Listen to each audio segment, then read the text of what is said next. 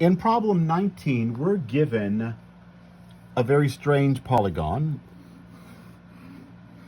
And I'm just asked to find the area. They don't ask me to find the perimeter of this because that might be a little difficult actually.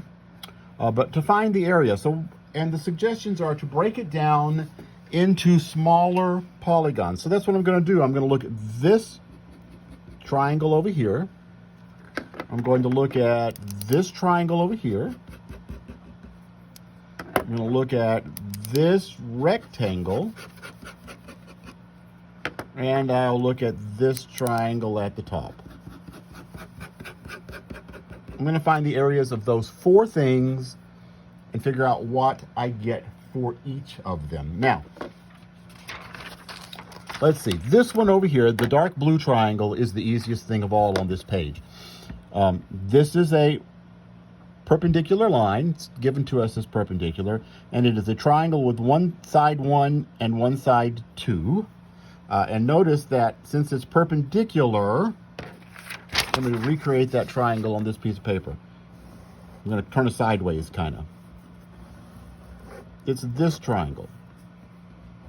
It's 1 by 2. Notice that if this is the base, remember the height has to be perpendicular. This is 2 by 1. The area of the dark blue triangle in my original picture is 1/2 times the base times the height, which in this triangle is 1/2 times 2 times 1. If I turn it on its side, it'll be 1 times 2 centimeters, which is just square centimeter. So the area of the dark blue triangle is 1 square centimeter.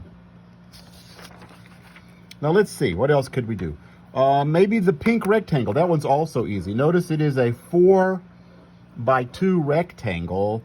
Rectangles are the easiest of all. Since it's a 4 on one side and 2 on the other, it is 8 square centimeters.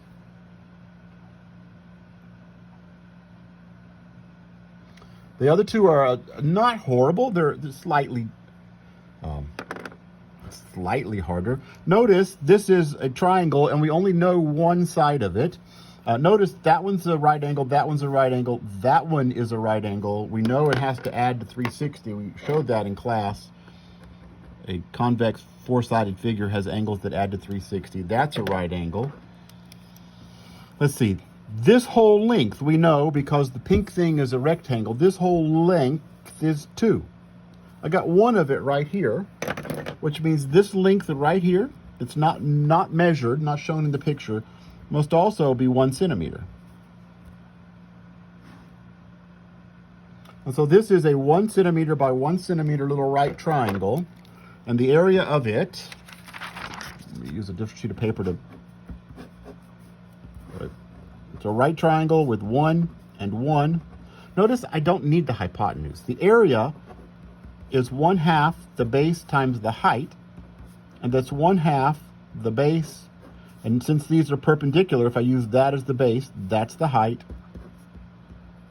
That's 1/2 square centimeter.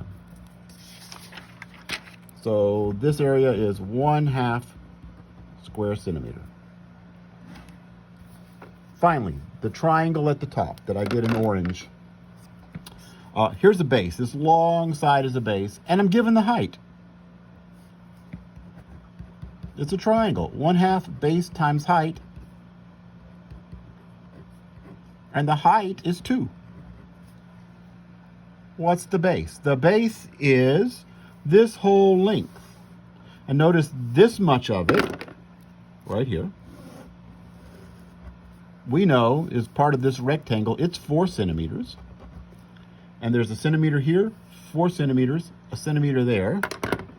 That whole base is therefore 6 centimeters, and so this area is 1/2 times 6 times 2, 3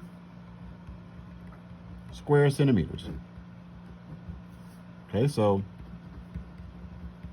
now to find the area of everything,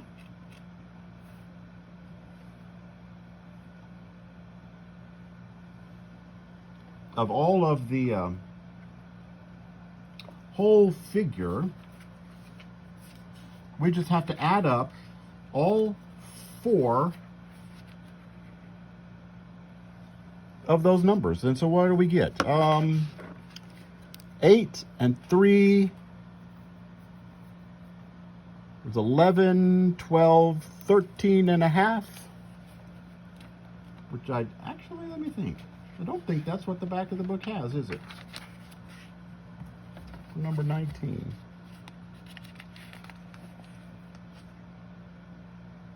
15 and a half. 5, 6. Oh, because I can't multiply right here, folks. You're probably wondering, oh, I made a mistake. 1/2 times 6 is 3 times 2 is 6. Go back there. I am so sorry. That's 6. 14, 15 and a half for the total.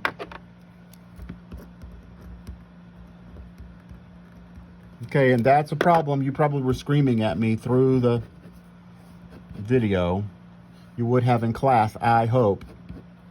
1/2 times 6 times 2 is not 3 as I had. It is 6. So the area of that is 6. That's 8. That's 1. That's a half. Add it all up, and you got 15 and a half.